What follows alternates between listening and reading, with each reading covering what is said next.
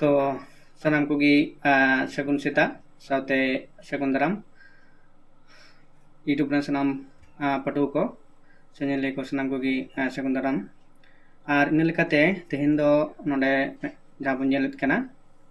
ᱡᱮ ᱵᱤᱥᱥᱚᱵᱤᱫᱽᱫᱟᱞᱚᱭ ᱚᱱᱩᱫᱟᱱ ᱟᱭᱳᱜᱽ ᱱᱮᱴ ᱦᱩᱭᱩᱜ ᱦᱮᱸᱥᱮ ᱟᱫᱚ ᱦᱩᱭᱩᱜ ᱠᱟᱱᱟ ᱱᱚᱣᱟ ᱫᱚ ᱥᱟᱱᱛᱟᱞᱤ ᱯᱮᱯᱟᱨ ᱥᱮ ᱥᱟᱱᱛᱟᱞᱤ ᱵᱟᱠᱷᱨᱟ ᱤᱫᱤ ᱠᱟᱛᱮᱫ ᱜᱮ ᱱᱚᱣᱟ ᱛᱮᱦᱮᱧᱟᱜ ᱜᱟᱞᱚᱪ ᱡᱟᱦᱟᱸ ᱫᱚ नेट एवं सीट बाखराते जहाँ मिट्टांग कोर्स ले सपड़ाव कदा ऐसे उना कोर्स बखलाते जहाँ दो डिटेल्स ते आपे बाडाय चोपे हुआ नवा वीडियो तलाते जे ओका लेका पढ़ाव हुआ आर चेद बा ओका लेकाते आपे नवा कोर्स पे जॉइन दाड़े आर नवा कोर्स जॉइन कते आपे चेद बेनिफिट पे नाम दाड़े हेसे शुधु खाली शुधु नवा नेट बाखराते दो बांग कना नवा जा सिलेबस कना आपे जुदी पे नेलेत कना WBSSC से JSSC से आरो जहां अबवा एटा बिनिट करे नवा सान्ताली पेपर सेलेक्ट बिना कदा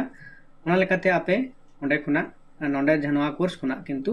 ओनारे गड़ो पे नाम दाड़े जुदी बोन लेया चेद लेका जे जहां जहां गे जहां बिनिट होय चुनी जे PGT जहां दो केंद्र विद्यालय करे जहां माचेत बहाल लेना जहां बिनिट ओना जहां सिलेबस नवा कान गया हेसे ते नवा सिलेबस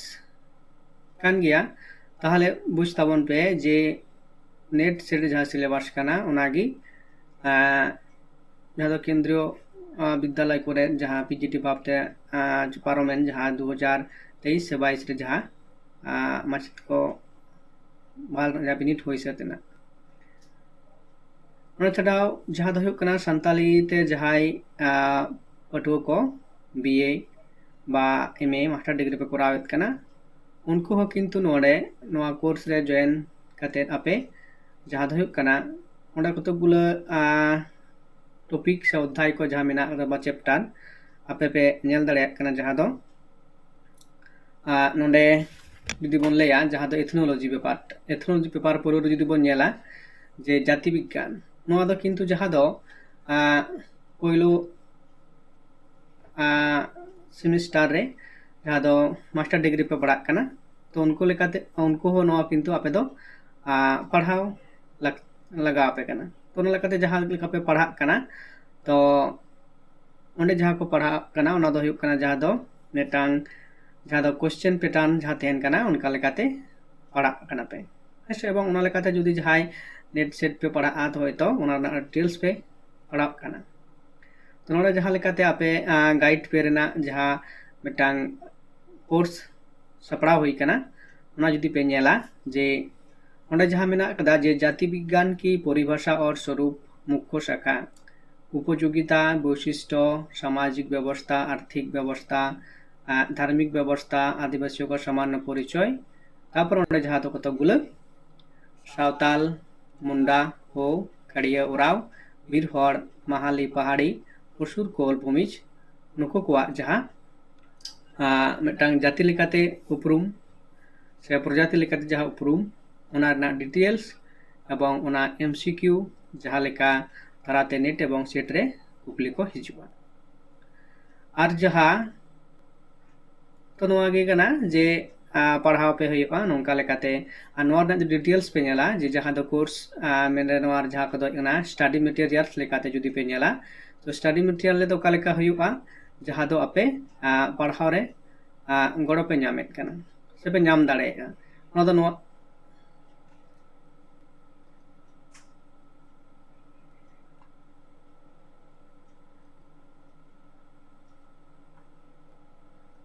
नोडा जुदी पे नेला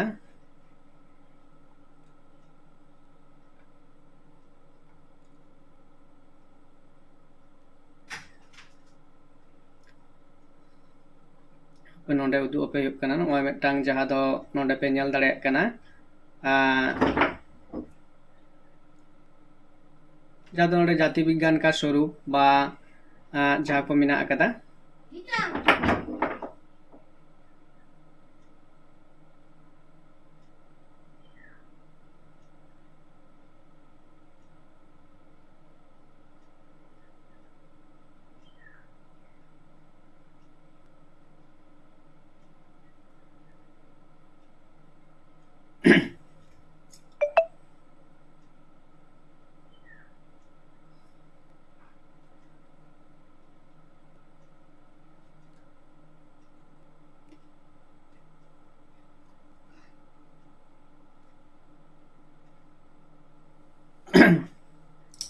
तो ऑनरे पे नेल दाड़े कना जहां दो नवा स्टडी मटेरियल्स से पुथी लेकाते नवा को किंतु आपे पे जहां जुदी पे हतावा हेसे तार नवा लेकाते नंकाना एवं नवा टॉपिक वाइज जहां दो मिटांग पुथी लेका ले गानोआ स्टडी मटेरियल्स जहां दले सपड़ाव कदा हेसे जुदी जहां बन नेल केदा जे जाति विज्ञान की परिभाषा और स्वरूप तो नोडे जहां दो नोडे नेल ताबन पे जे चेट को बिना आकदा पॉइंट ओका लेका हेसे जहां दो ले हुक कना जे नोआ नेट सेट डब्ल्यूबी सेट जहां दो ओका लेकाते आपे गाइड पे हुआ ओना मिटांग जहां सिंपल नोआ दो मिटांग स्टडीज मटेरियल कना तो नोडे लेकाते नोडे आपे पे नेल दाड़े कना जे चेट बिना आकदा এবং ওকা লেকাতে আপে বা ওকা লেকান जहां दो कना ओका लेकाते पे पढ़ा पे से ओका लेका आपे पे कोर्स पे जॉइन लेकान ओका को चेट को पे सेड़ा दाड़े आसे पे बाडाय दाड़े ओंडे लेकाते जदु बन नेला जहां कना प्रस्तावना रे चेट ले दाय तापरे शब्दार्थ जाति विज्ञान ओका लेकाते चेट मिले तापरे नोवा तो नोडे पे नेल दाड़े कना जे जाति विज्ञान जाति प्लस विज्ञान इंग्रेजी पर्याय जहां दो एथनोलॉजी बा मानव शास्त्र दो एंथ्रोपोलॉजी की एक शाखा कना नोवा दो हेसे तो ओय जे जहां नोवा नोडे पे नेल दाड़े कना जहां दो जे जहां दो लेहि कना टॉपिक चैप्टर वाइज बे टॉपिक वाइज तो नोनका जहां दो डिटेल्स ते क्लास रे करा हुइबा हेसे और आपे उनका लेकाते नोवा क्लास रे पे जॉइन लेनकान तो नोंका बापते पे नोडे को पे नेलदा जहां दो परिभाषा बन नेला जुदी चेक लेदाय सामान्य परिभाषा जहां दो लेदाय जाति विज्ञान वो शास्त्र है जो मानव जातियों की उत्पत्ति शारीरिक संरचना संस्कृति परंपराएं सामाजिक संगठन और भौगोलिक वितरण और वैज्ञानिक एवं तुलनामूलक अध्ययन करता है तो जे मिटांग जहां सामान्य परिचय इन पर जहां दो तहन कना विभिन्न जहां दो एथनोलॉजिस्ट को जहां कना को उनकुआ मतबाद से परिभाषा उनको ओकालेका को एथनोलॉजी बा है एथनोलॉजी दिगते ओकालेका को परिभाषा को मत से को जहां खंद्रम तलाते से को जहां रिसर्च लाते को बडाय नाम से आको लेकाते जहां मत को प्रकाशित करना लुबी ब्राइल रेमन प्रार्थ लुइडबर्ग तापर जहां दो नोडे मोटामुटी मिटांग बारिया पिया पुनिया माने पुनिया जहां दो विद्यानोबा साड़िसी को एथनोलॉजी साड़िसी जहां कना को उनको कथा लेकाते हेना कदा तो उनका लेका यदि बन नेला जे नोडे चेक लेदा लुगुरी जाति विज्ञान वो विज्ञान है जो आदिम और आधुनिक जातियों को सामाजिक एवं सांस्कृतिक जीवन का अध्ययन करते हैं तो नोला कथा जहां बन नेल लेदा चेक माने से एवं नोआ हबन नेल कदा जहां नेट सेट मिनिट पे एम कदा सारो पे एम लगी तो उनको जहां मारे क्वेश्चन पेपर जाटन मेना कदा तो जहां दो परिभाषा हो किंतु नेट एवं सेट रे एमएड कना को कुकली लेकाते एवं अकोय लेट कना जे नोआ परिभाषा दो कोया कना हेसे नोआ लेकाते आपे नोडे कोन पे सेड़ा दाड़ेया से बडाय दाड़े नोआ कोर्स ताते नोंका पढ़ायो कना एवं तिना लेकाना परिभाषा कानर द पुनिया एम होई कना ओना कोना जाता परिभाषा बापे पे ᱧᱟᱢᱟ ᱥᱮᱯᱮ ᱚᱱᱠᱟᱱᱟᱜ ᱠᱞᱟᱥ ᱛᱟᱞᱟᱛᱮ ᱡᱟᱦᱟᱸ ᱫᱚ ᱟᱵᱚ ᱵᱚᱱ ᱟᱞᱚᱵᱚᱱ ᱵᱟᱰᱟᱭ ᱫᱟᱲᱮᱭᱟᱜ ᱡᱟᱹᱥᱛᱤ ᱡᱟᱹᱥᱛᱤ ᱯᱚᱨᱤᱵᱷᱟषᱟ ᱦᱮᱸᱥᱮ ᱛᱟᱯᱚᱨᱮ ᱞᱮ ᱵᱷᱟᱨᱚᱛᱤᱭᱚ ᱫᱨᱤᱥᱴᱤᱠᱳণ ᱛᱮ ᱡᱟᱦᱟᱸ ᱫᱚ ᱵᱷᱟᱨᱚᱛᱤᱭᱚ ᱠᱚᱣᱟᱜ ᱡᱟᱦᱟᱸ ᱥᱟᱭᱫᱤᱭᱟᱹ ᱠᱟᱱᱟ ᱠᱚ ᱥᱮ नोड़े दो एथनोलॉजिस्ट कना को जहां उनको मत लेका नोड़े जहां लेट कना जे जाति विज्ञान मानव जातियों की उत्पत्ति भाषा धर्म परंपरा रीति रिवाज और सामाजिक जीवन का समग्र अध्ययन करते हैं जहां तो नालकते अबु बन नेलेत को जे नोडे नोडा परिभाषा ना जहां माने कना जे नालकते जहां बन नेलेत कना लेकिन को बन जतगुलो कतगुलो जाति मिना कत को सावताल मुंडा को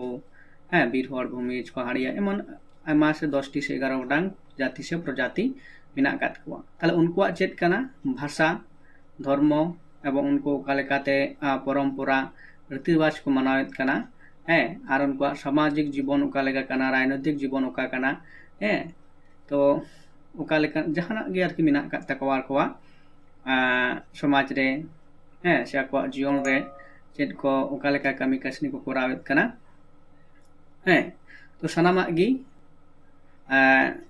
ᱵᱟᱰᱟᱭᱚᱜᱼᱟ ᱥᱮ ᱵᱟᱰᱟᱭ ᱦᱩᱭᱩᱜᱼᱟ ᱮᱛᱷᱱᱳᱞᱚᱡᱤ যখন পড়া হইবা। হ্যাঁ নয়া দো কিন্তু আপে যাহাই পিজি লেভেল রে পড়া না এথনোলজি ইদি কাতেন ঠিক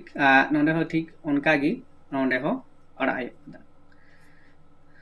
ᱤᱱᱟᱹ ᱯᱚᱨᱮ ᱡᱟᱦᱟᱸ ᱢᱮᱱᱟᱜ ᱟᱠᱟᱫᱟ ᱡᱮ ᱥᱚᱝᱠᱷᱮᱯ ᱨᱩᱯᱛᱮ ᱡᱟᱦᱟᱸ ᱫᱚ ᱡᱟᱹᱛᱤ ᱵᱤᱜᱽᱜᱟᱱ ᱨᱮᱱᱟᱜ ᱡᱟᱦᱟᱸ ᱯᱚᱨᱤᱵᱷᱟষᱟ ᱱᱚᱰᱮ ᱠᱚ ᱞᱟᱹᱭᱮᱫ ᱠᱟᱱᱟ, ᱡᱟᱹᱛᱤ ᱵᱤᱜᱽᱜᱟᱱ মানব জাতীয় কা বৈজ্ঞানিক অনুভবজ্য और তুলনামূলক অধ্যয়ন। হেসে ᱱᱚᱣᱟ ᱫᱚ ᱦᱤন্দি ᱯᱟᱹᱨᱥᱤ ᱛᱮᱜᱮ ᱞᱟᱹᱭ ᱦᱩᱭᱩᱜ ᱠᱟᱱᱟ, ᱚᱞ ᱢᱮᱱᱟᱜ ᱟᱠᱟᱫᱟ। ᱦᱮᱸ ᱛᱚ ᱱᱚᱣᱟ ᱨᱮᱱᱟᱜ ᱡᱩᱫᱤ ᱥᱟᱱᱛᱟᱲᱤ ᱢᱟᱱᱮ ᱦᱚᱸ ᱥᱮ ᱥᱟᱱᱛᱟᱲᱤ ᱨᱮᱱᱟᱜ ᱡᱟᱦᱟᱸ ᱫᱚ ᱡᱩᱫᱤ ᱵᱩᱡᱷᱟᱹᱣ ᱞᱟᱹᱜᱤᱫ ᱛᱮ ᱡᱟᱦᱟᱸ ᱫᱚᱵᱚᱱ ᱞᱟᱹᱭᱟ ᱡᱮ ᱥᱟᱱᱛᱟᱲᱤ ᱡᱟᱦᱟᱸ ᱫᱚ অনুবাদ সে ট্রান্সলেট করাও গানোগা। হেসে যদি না তো বুঝেও লাগে তেগি কিন্তু যেহেতু যাহা দো নেট এবং নেট রেদো যাহা দো হিন্दी से देवनागरिक नोआ चिकी तेगी ऑल अक्षर तेगी ऑल तहना कुकली को है হয়তো আবো সান্তালি ব্যাপার যাহা দো হুয়ুগ কানা যে সান্তালি উচ্চারণ তহনা কিন্তু দেবনাগরি अक्षर तेगी ऑल तहना नोआ मिदटांग काना। तो नोआ लेकाते जुदी आपे नितोग खना से एतहब खना जुदी बोन चिकाया देवनागरिक सावते जहाँ पढ़ाव से स्टाडी आपे एडेखान जहाँ दो नेट परीक्षा रे जहाँ दो कुकली पढ़ार समय आपे ओना समस्या बांग सिरजिआ। हेसे नोआ होइना एबं परिभाषा जहाँ दो तारपरे जहाँ दो मेना आकादा जे मुख्य शाखा जे चेद मेना आकादा मुख्य शाखा नोआ करेना ओना कोहो किन्तु नोडे बाडाय दाड़ेयाबन। मानव जातीय का वैज्ञानिक अध्ययन अध्ययन के क्षेत्र उत्पत्ति, शारीरिक संरचना, भाषा, धर्म, सांस्कृतिक, सामाजिक संगठन, भौगोलिक विवरण, दृष्टिकोण, अनुभवज बा एम्पिरिकल तुलनामूलक, कम्पारेटिव, वैज्ञानिक एवं साइंटिफिक। तो उना लेकाते जहाँ दो नोडे जुदी बोन नेला जे एथनोलॉजी ना जहाँ मुख्य बिंदु चेद चेद काना एवं उना रे चेद चेद जहाँ दो बाडाय हुयुगा आर उना लेकाते चेद चेद को आलोचना हुयुग काना। इन लातारे जहाँ दो मेना कदा जे जाति विज्ञान का स्वरूप। हेसे उन्हें जहाँ जाति विज्ञान का स्वरूप पे नेल दाड़े काना जे मनोवैज्ञानिक स्वरूप, हैं एंथ्रोपोलॉजिकल नेचार नोआ मिदटांग जहाँ दो जाति विज्ञान का स्वरूप बहु आयामी ओ व्यक्ति या कोई आयामों को अपने अध्ययन में सम्मिलित करता है। ऐसे तो 2 नंबर जहाँ दो मेना सांस्कृतिक स्वरूप कल्चर नेचार। ऐसे ओना लेकाते जहाँ को मेना कदा जे सामाजिक स्वरूप, ऐतिहासिक स्वरूप, वैज्ञानिक स्वरूप एवं तुलनामूलक स्वरूप। हैं इना पर जहाँ दो मेना कना जाति विज्ञान की महत्व से नोआ रना गुरुत्व बा एनेम चेद कना। तो नोआ लेकाते जहाँ नोडे को मेना मानव जातियों की विविधता क्या समझाने में सहायक, सामाजिक और सांस्कृतिक एकता स्थापित करने में उपयोगी, जनजातीय समाज के विकास, शिक्षा, स्वास्थ्य और पुनर्निवास की नीतियों में सहायक। और 4 नंबर है ना कदा भाषा विज्ञान, इतिहास, समाजशास्त्र और राजनीति विज्ञान के लिए आधारभूत सामग्री प्रदान करती है। ऐसे तो नोआ को साताम किंतु टॉपिक वाइज एवं परपर आपे सावके लाइव रेकर्ड क्लास एवं जखन पढ़ा हुआ जहाँ दो आपे को सावते इन्या जहाँ कम्बिनेस माने जोगाजोग लाइव रे माने लाइव रे तो बांग जहाँ दो लाइव क्लास तलाते किंतु आपे जुदी आपे मुद्रे जहाँ लेकाना कुकली को सिरजिआ आपे मने रे तो डायरेक्ट संगे संगे कुकली ना तेला हो किंतु रिप्लाई एमोयबा। हेसे जहाँ दो गूगल मीट ते क्लास हुयुग काना से करावत काना को उनकागी आर बाकान जो मीट ते है नोआ बारिया जहाँ तहन काना ऑनलाइन तलाते जहाँ लाइव क्लास हुयुगा। तो नोआ मिदटांग जहाँ दो नोडे पे नेल केदा आर इना बादे हो जहाँ दो जुदी बोन नेला से जहाँ दो हुयुग काना जे मिदटांग जहाँ दो आरो स्टडी मटेरियल्स तो नोआ काना जे नोडे टांग नेल ताबन पे नोडे जहाँ मेना कादा स्टडी मटेरियल मेन दो सिलेबस रे जहाँ लेका पुथी को चेद पुथी को मेना कदा ओना लेकाते जुदी बोन नेला तो आयमा पुथी जहाँ दो आपे उना पुथी जोतोड़ पक्षे जहाँ दो हताव कते पढ़ाव हो संभव तो बांग कना तो नोडे जहाँ आपे लाइव क्लास ताते पढ़ाव पे हुआ उना पुथी को इदी कते आपे बाडाय दाड़े आपे डिटेल्स ते से ओना दो क्लास रेगी ओना को गालोच से आलोचना हुआ और जुदी जहाँ बोन और टांग नोडे बोन नेला जे नवा मिटांग अभागिए गोराचान टुडू गंकेया जहाँ ऑल कना नवा अनोठे मिटांग अभागिए अनोड़े कना बं उना कोरना जहाँ एमसीक्यू कुकली तला को बनाव कना ठीक उनकागी आपे हो किंतु जहाँ दो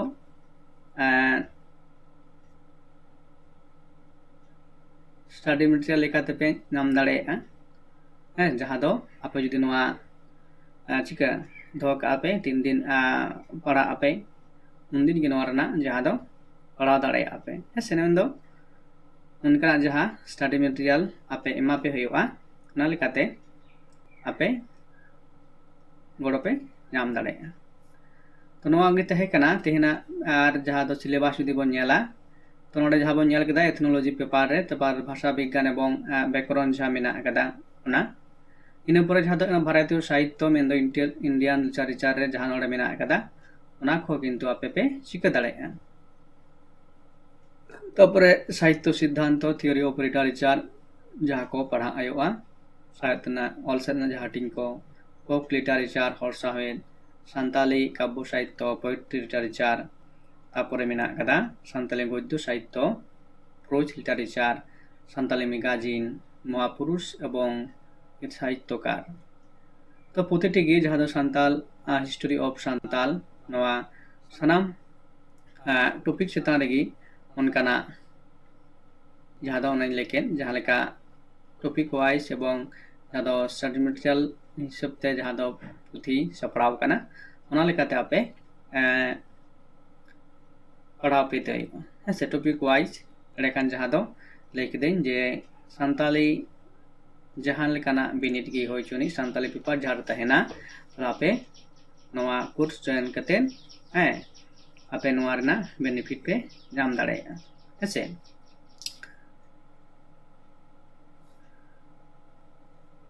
जायहोक कना और मिटान नोडे जहाँ दो कना ओबागियो अनोढ़े एमसीक्यू कुकली तेला बं नवा हो किंतु नोडे तो बांग नितो परवर्ती वीडियो रे आबो बन गालमारावा हेसे नितो लेका जहाँ लाइव कना नोडे नवा बखराते जहाँ दो इंट्रोडक्शन जहाँ दो आपे को नवा वीडियो तलाते पे बाडाय नाम केदा जे